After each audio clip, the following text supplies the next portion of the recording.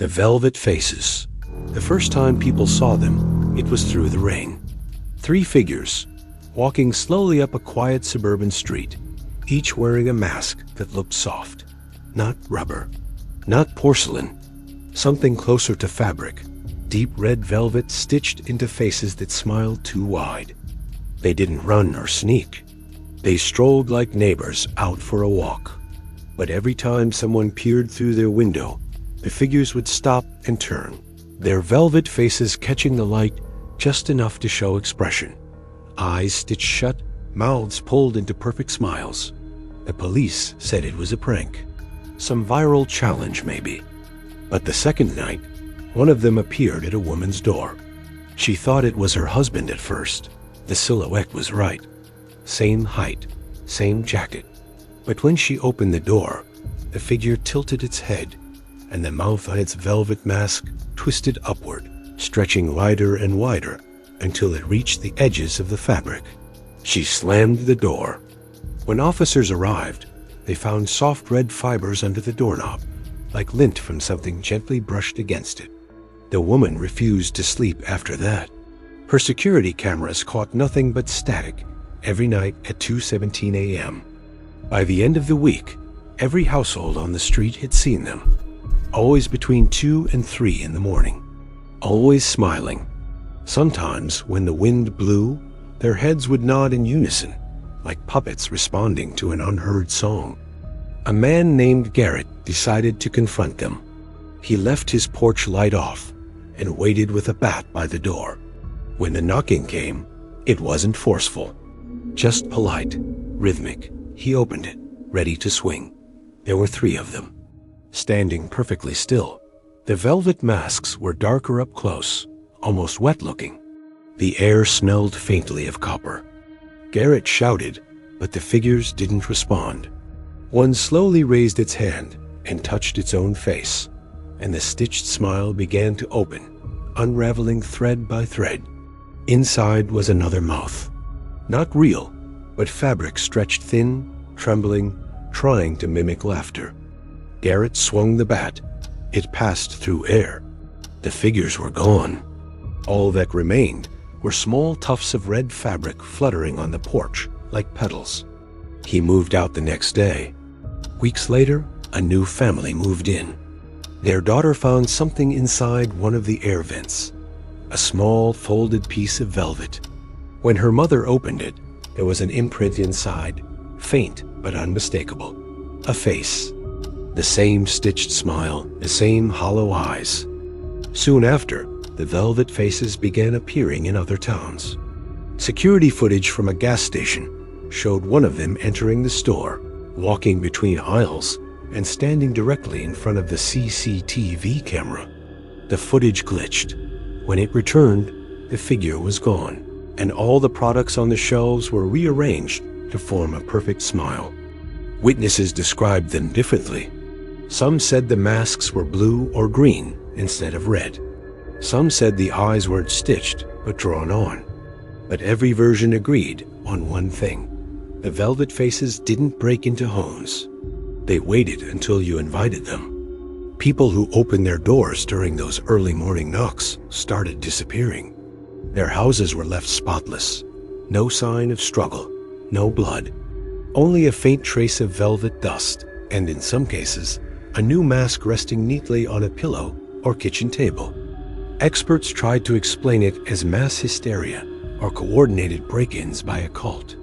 One theory suggested the masks were made from treated skin, but testing always came back inconclusive.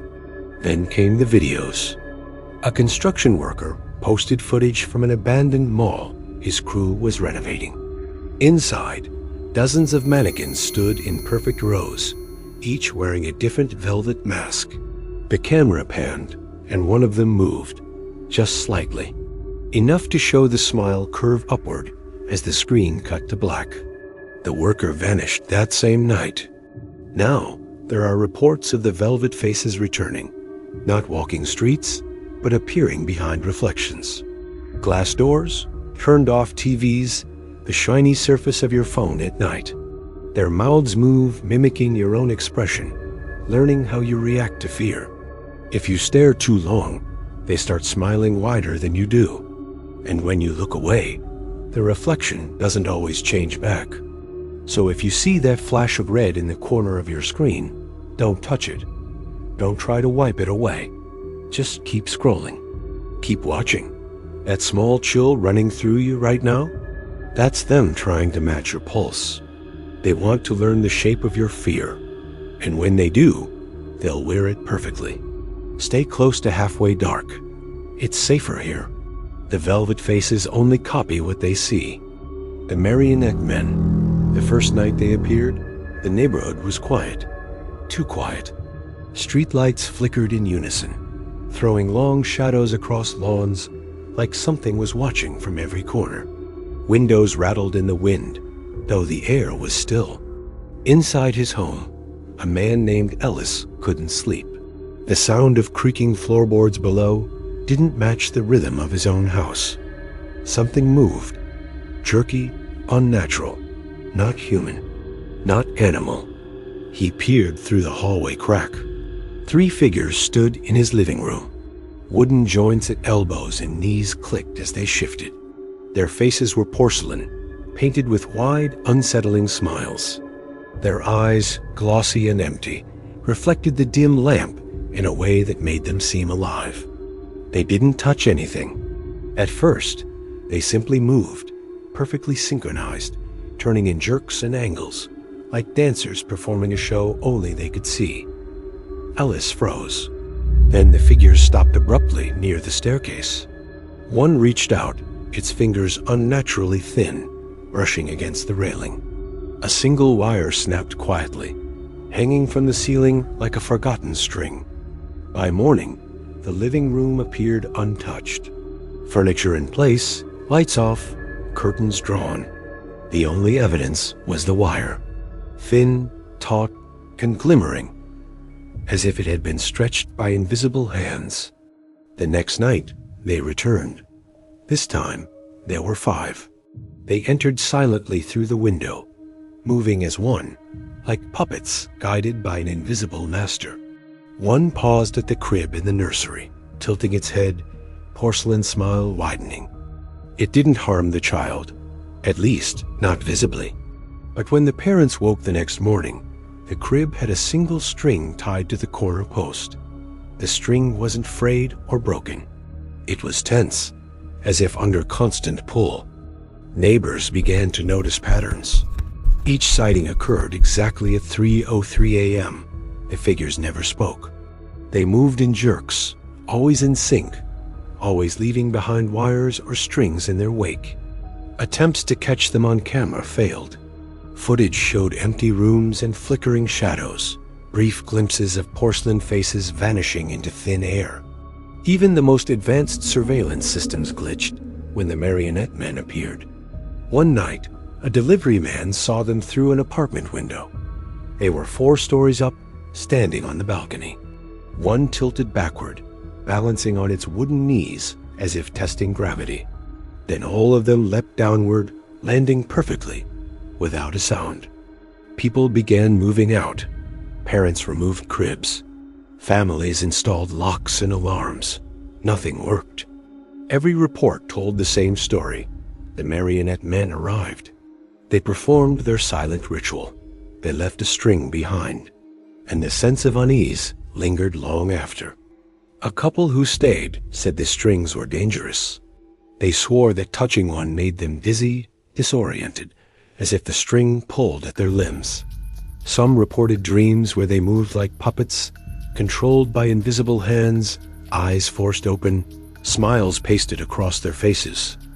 The police called it folklore, urban legend, trick of the mind, but the neighborhood knew better. Empty apartments filled with strings, all taut, all pointing towards something unseen. Now the street is deserted, every house boarded up, but strings remain, draped across doorknobs, stair rails, even outdoor mailboxes. They sway faintly in the breeze. Occasionally, a neighbor glimpses a figure through the window, wooden joints moving unnaturally, porcelain smile reflecting the dim streetlight. They pause, point a finger, and vanish. If you ever notice a string stretched across your hallway, tied to your bedpost, or dangling from a crib corner, do not pull it. Do not cut it. Do not follow it. The Marionette Men do not forgive curiosity. They only perform. And once you are part of their audience, the string finds you. If you hear creaks, clicks, or the faint rustle of cloth at night, stay close to halfway dark. The Marionette Men are patient. Their show never ends. The Plaster Men. They appeared after the old construction site closed for good. The crew left everything behind: scaffolding, buckets, even the mannequins used for safety testing. But when the wind blew through that part of town, it always carried dust. Fine white dust, like powdered bone. It covered everything within a block: cars, windows, porches. No one could live there long without coughing it up. So the neighborhood went quiet, empty. Then the lights started coming on again. A man named Reed lived closest to the site. He worked nights and got home around 3 a.m. one morning. He saw something through his front window. A pale figure standing at the edge of his driveway. At first, he thought it was a statue someone had dumped there. But the longer he stared, the more wrong it looked. The body was too thin, too tall. Its head leaned to one side, and its fingers were stretched as if mid-reach. When he blinked, the figure was closer. He stepped back, heart hammering, but it didn't move again. He turned on the porch light, and the figure vanished.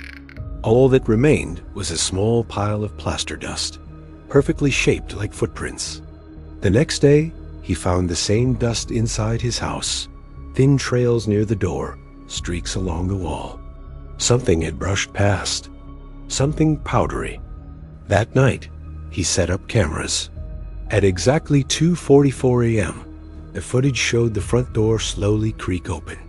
No figure, just the dust drifting in like fog. Then, shapes began forming, outlines of people sculpted from the air itself, solidifying into human forms made entirely of white plaster. There were 3 of them, motionless, featureless, frozen mid-step, like actors waiting for a cue. When the clock hit 3:03, they all moved at once. They walked through the living room, leaving no sound, only faint cracking noises like a dried shell breaking. One stopped in front of the camera, its head tilting slightly. Then it raised its hand and pressed it against the lens. The feed went white. Reed didn't wake up the next morning. When his neighbor came to check, the windows were fogged from the inside. The air smelled like chalk. Every surface was coated in plaster dust, shaped like handprints, smears, and drag marks leading toward the basement door. Downstairs, they found something new: statues, dozens of them. Each figure was frozen in terror, mouths open, eyes wide, but the detail was too perfect. They weren't made by hand. It was as if something had grown over living flesh and hardened. The police sealed the house, but days later, new reports came from across town.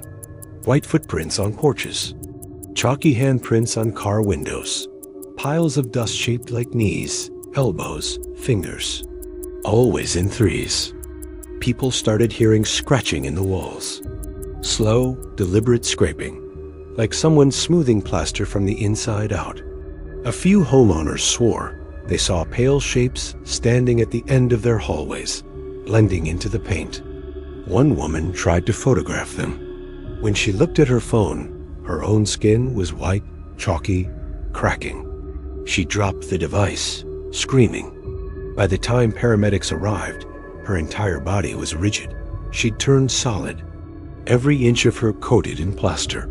Inside her chest, they found remnants of powder compacted so tightly it had fused to bone. The media called it mass hysteria. Officials said it was mold poisoning, airborne contamination, but no one could explain why the shapes always returned at 3:03 a.m., or why they sometimes appeared reflected in glass before vanishing from sight. Now the old construction site is gone, bulldozed, paved over, But the new houses built there all share one thing in common. The walls keep cracking from the inside, as if something underneath is pushing to get out. When workers patch the damage, the plaster dries unevenly, forming faint shapes, faces pressed against the surface. Some swear they've seen the mouths open when no one's looking. At night, if you drive past that development, you'll see movement near the unfinished homes. Pale silhouettes gliding between the scaffolds, heads tilted, fingers leaving white streaks in the dark. If you stop your car and listen, you'll hear faint scraping. Not random, rhythmic, like someone slowly building something or someone. If your walls ever start to crack, don't touch them. Don't try to patch them. Just leave. The Plaster Men don't break in. They build their way out. And if you've ever woken to that faint chalk smell or seen dust that wasn't there yesterday, don't look for the source. Just stay still. The moment you move, they'll know the shape they need to take. If you're hearing that scratching right now, maybe it's just the wind, or maybe not. Either way, you'll want to stay close to halfway dark. Some walls shouldn't be fixed. The Umbra gang. The street was unnaturally quiet that night. Not a single breeze stirred the fallen leaves, yet shadows flickered across the walls as if alive. Windows reflected movement that didn't exist, long limbs stretching where none should be. Sam lay in bed, staring at the ceiling. Something felt wrong, though he couldn't place it. The darkness seemed heavier, almost watching. Then a faint rustling echoed through the hallway, soft and deliberate, like fabric sliding against wood. He slipped from the covers. The hallway was empty, yet the shadows twisted unnaturally across the walls. One elongated, reaching the floor, then recoiling as though it had a mind of its own. The Umbra gang had arrived. Dressed in black drapes from head to toe, their faces and hands invisible beneath folds of cloth, they moved silently, gliding across lawns and porches, limbs bending unnaturally, shadows detaching from their bodies. Sam froze as the front door creaked open. Nothing entered at first. Only the shadows slipped inside, pooling near the staircase and creeping toward the bedroom. A subtle whisper tickled his ears, though no one was there.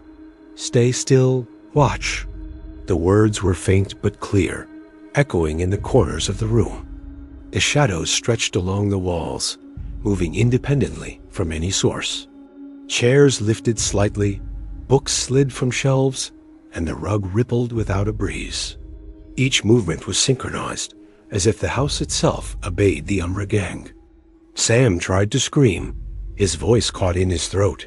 One shadow leaned forward, pointing, elongating to touch his chest, yet it never touched him physically.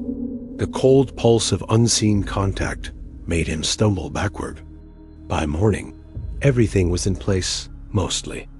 Objects slightly shifted, shadows still lingering where they didn't belong. On the floor, a faint line of black dust stretched from the hallway to the bedroom, thin and twisting like a lifeline. Other neighbors reported similar experiences. Shadows detaching from walls, chairs rearranged, doors slightly ajar. Some woke to see dark shapes hovering near ceilings, watching silently. Sam returned home the next night, determined to confront them. At precisely 3:03 a.m., the shadows returned, pooling at the threshold. This time, they moved faster, jerking in unnatural angles, forming shapes that resembled figures 5, all silent and perfect in their eerie symmetry. He reached for his phone. The moment he raised it, the shadows surged, enveloping the screen. The image only showed blackness, yet he heard whispers. "Follow, watch, stay." Sam whispered, almost to himself. "I'm watching." The shadows froze. One elongated and pointed directly at him. He shivered, noticing the line of black dust creeping along the floor toward his feet. "Halfway dark. Stay close," the whisper echoed. He swallowed, realizing the warning was also a promise. He needed to see the next moment, the next movement. The Umbra gang moved throughout the house, brushing objects with long, fabric-wrapped fingers. Each touch left subtle impressions, like shadows imprinting themselves into the wood and carpet. A photo frame tilted slightly. A pen rolled across the desk. They paused at the staircase. Shadows stretched upward, then fell toward the ceiling, slithering along beams and molding. Sam noticed that the longer he watched, the slower his heart seemed to beat, almost synchronized to their rhythm. He tried to step closer. The shadows pulled back, retreating in perfect unison. Every attempt to approach increased tension. Every slight noise echoed unnaturally. The Umbra gang never spoke, never interacted with physical items in a conventional way. Yet the effect was terrifying. Chairs rearranged, objects disappeared briefly, and the sense of being watched was absolute. By dawn, Sam was exhausted, shaken, but still alive. The shadows retreated, leaving only the thin, twisting black lines across the floors and walls. They would return. He knew it. And if you ever hear the sound of fabric sliding silently across your floor at night, don't move. Don't confront it alone. Stay close to halfway dark. Watch carefully, because the Umbra gang always observes.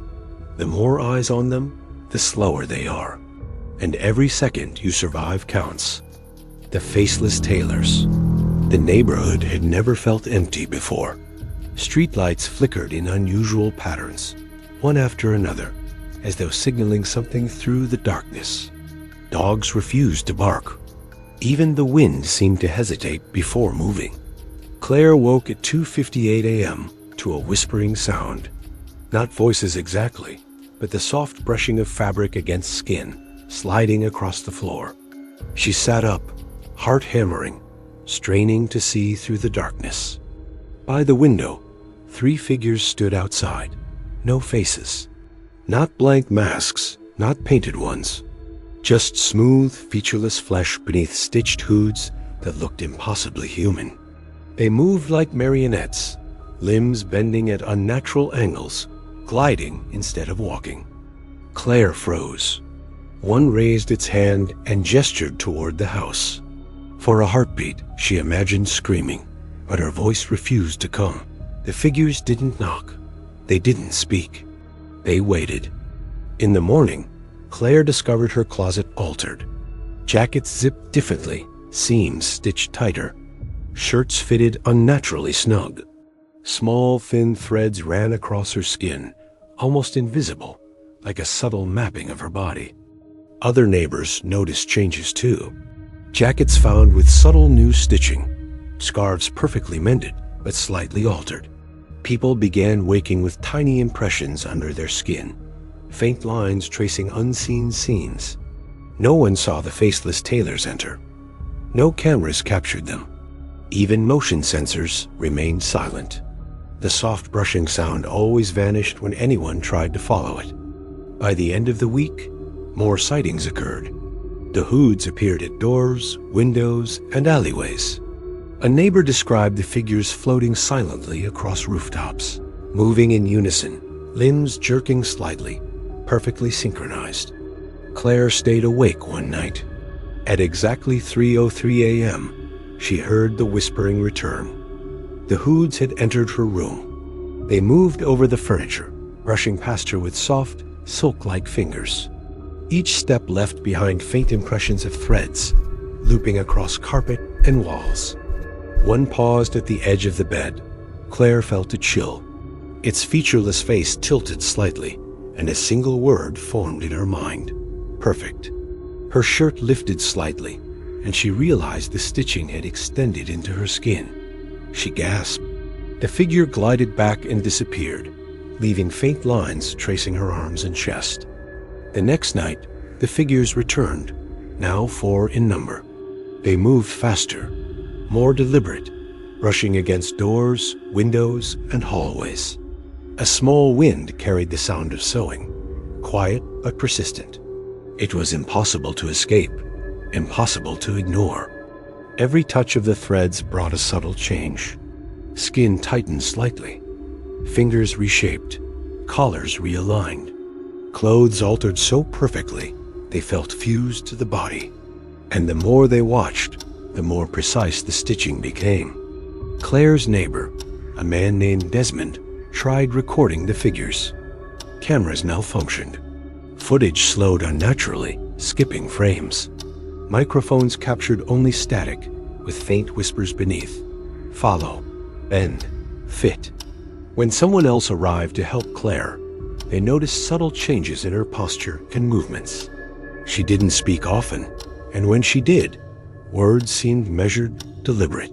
The subtle influence of the Faceless Tailors was creeping further than they realized. Days passed.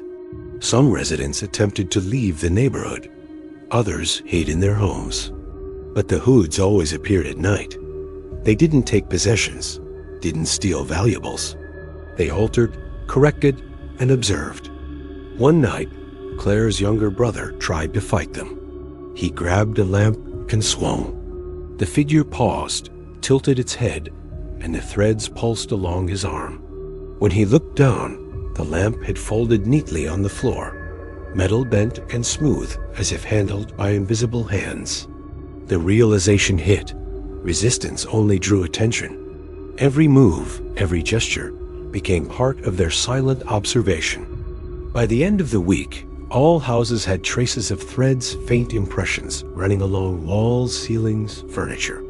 Residents began leaving, except for Claire, who felt paralyzed, almost tethered by the thin, nearly invisible lines across her skin. The Hoods always returned at 3:03 a.m. They moved in synchronized patterns. Sometimes one stood at a window, silently inviting viewers to watch. The more you watched, the more the threads appeared, stitching themselves into your life. And if you notice faint stitching patterns on your skin, or hear the soft whispering of needles and thread late at night, don't move. Don't reach for the door. Don't try to record it. Instead, stay close to halfway dark. Subscribe. Keep watching. The Faceless Tailors only copy what they see, and the more eyes on them, the slower they become. Long enough for you to survive another night. Because the threads are patient. They wait. They stitch. They never leave undone work behind. The Nighttime Tailors. It starts with the sound. A faint scratching, like a needle pulling thread through cloth, drifting from the bedroom walls. At first, people think it's the heater or the wind against the window. But the sound never stops. A woman named Lila first noticed it on a Tuesday night. She woke to the quiet hum of her sewing machine in the corner of the room. She didn't own one. The next morning, her favorite blouse was stitched perfectly. Every seam aligned, buttons reinforced, fabric smooth as if new. But she felt different. The skin along her forearms felt tighter, almost patterned, like the thread had touched more than fabric. Neighbors reported the same. Clothes mended while sleeping, scarves repaired, jackets sewn with precise detail. But each garment carried faint impressions on the skin where thread had pressed too hard, marking flesh like embroidery. No one ever saw the tailors arrive. No shadows in the hallway. No doors left open. Just the sound of sewing, a rhythmic tapping that crawled beneath eyelids and into dreams. A man named Cole tried recording it one night. Microphones picked up soft clicks and shuffles, the whisper of needles through thread. But when he played it back, the sound warped. Words appeared in the rhythm, soft murmurs, altered, perfected, bound. People who touched the newly stitched clothes noticed subtle changes. Hands looked slightly thinner, shoulders subtly narrower. Tiny arcs along the skin traced patterns that weren't there before. The police dismissed it as a prank, urban legends. But families began leaving. Rooms were found empty, doors locked from the inside, sewing machines running despite no power. A teenager stayed up one night to catch them. The sound came first, a gentle rhythm against the window frame. Then the figures appeared, moving without sound. Their arms, long and thin, maneuvered with impossible precision. Their faces hidden beneath cloth masks, stitched with thread that gleamed faintly in the dark. They paused over the bed, fingers moving like dancers through invisible fabric, sewing something beyond comprehension. When the teen screamed, one figure tilted its head, the thread slicing the air like a whisper, and the scream stopped abruptly. By morning, nothing had been stolen. Only alterations remained: a dress that fit too perfectly, a shirt embroidered with strange patterns, skin marked subtly beneath the seams. Reports multiplied, every house on the block affected. People waking with fine thread lines across wrists, ankles, the backs of knees. Some said they could feel the stitching inside them, pulsing faintly, reshaping. No cameras ever captured the tailors fully. Video footage always blurred, slowed, or cut mid-frame. Audio recorded only static, or the soft rhythm of sewing that couldn't exist on tape.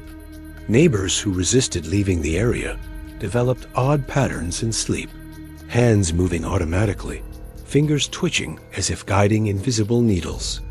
Nightmares blended with reality, waking to find thread pulling across sheets or wrapped around limbs. One mother woke to see a figure perched on her dresser. It moved like a marionette, long limbs bending at unnatural angles. Its mask reflected her own face. It held a spool of thread and gestured toward her. Her daughter's shirt had been mended, but along the neckline, the fabric fused faintly with her collarbone. She screamed. The figure vanished. Only thread remained, thin and taut, stretching toward the floor. The city tried to dismiss it. Articles called it a strange coincidence. But anyone who stayed in those houses reported the same. Sewing at night, alterations to clothing, and subtle changes to their bodies. They don't steal. They don't demand payment. They only come to stitch, to alter, to bind, to perfect. If you wake in the middle of the night and hear the whisper of needles or the faint hum of a sewing machine, do not move. Do not investigate. Do not touch your clothes. The nighttime tailors are patient. They work slowly, methodically, and once they start, the stitches never stop. And if you notice new patterns forming on your skin, or feel threads under your fingertips where nothing exists, stay close to halfway dark. They always return to complete their work.